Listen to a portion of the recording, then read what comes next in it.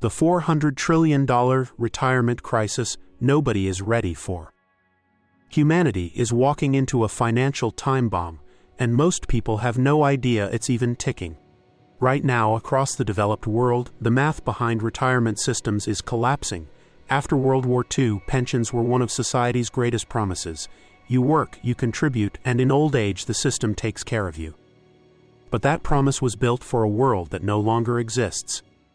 In the 1950s, the United States had 16 workers for every retiree. Today, it's fewer than 3. Japan's working-age population has fallen by over 13 million since the mid-90s. France is already spending 14% of its entire GDP just to keep pensions alive, one of the highest ratios on Earth. Why? Because we now live longer than any generation in human history, and we're having fewer children than ever before. Global life expectancy has risen by more than 30 years, while birth rates have fallen below replacement levels in nearly every wealthy country. This means too many people collecting benefits and too few people paying into the system. By 2050, 1 in 6 people on the planet will be over 65. That is a demographic shift humanity has never seen before, and the systems supporting them are breaking. The U.S. is headed for automatic cuts. America's Social Security system, the largest pension program on Earth, is projected to run out of reserves by 2035. When that happens, the government will only have enough incoming payroll taxes to cover about 83% of promised benefits. Translated, retirees could face a sudden 17% cut to their monthly checks. For someone living on $1,900 a month, that's a $300 loss every single month in a country where rent, medicine, and food are already more expensive than ever. Japan's crisis is even more dangerous. Japan isn't running out of money. Japan is running out of people.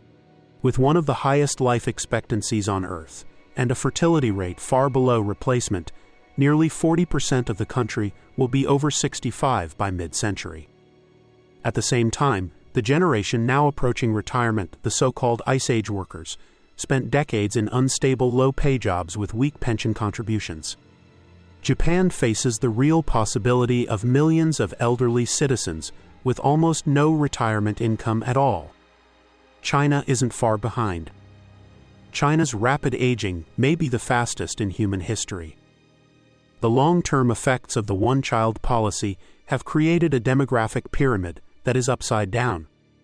By 2050, China will have more than 360 million retirees, larger than the entire population of the United States today. Government projections warn that China's national pension fund could run dry by the early 2030s. And globally, the World Economic Forum estimates a $400 trillion retirement savings gap by 2050. That is roughly 4 times the size of the entire global economy. This isn't just a financial problem, it is a political and generational one. Why don't governments fix it? Because every solution is unpopular. Raising the retirement age angers workers. Cutting benefits angers retirees. Raising taxes angers everyone. Privatizing pensions can leave millions behind when markets crash. No elected leader wants to pick that fight. Older voters show up at the polls, younger voters feel squeezed and hopeless. And politicians think in 4-year cycles, but pension systems require 50 to 100-year planning. So the can keeps getting kicked down the road. Are there any success stories? A few countries are trying bold solutions. Denmark ties the retirement age to life expectancy. As people live longer, the age automatically rises. No protests, no politics, just math. Sweden rebuilt its entire pension system in the 1990s, so benefits automatically adjust when the economy slows. Australia uses a mandatory personal savings system that has grown into one of the world's largest retirement asset pools. These reforms share one common idea. The system adjusts itself, not politicians. The bottom line: aging populations are reshaping the global economy. If countries don't act soon, the pension crisis could become one of the defining challenges of the 21st century.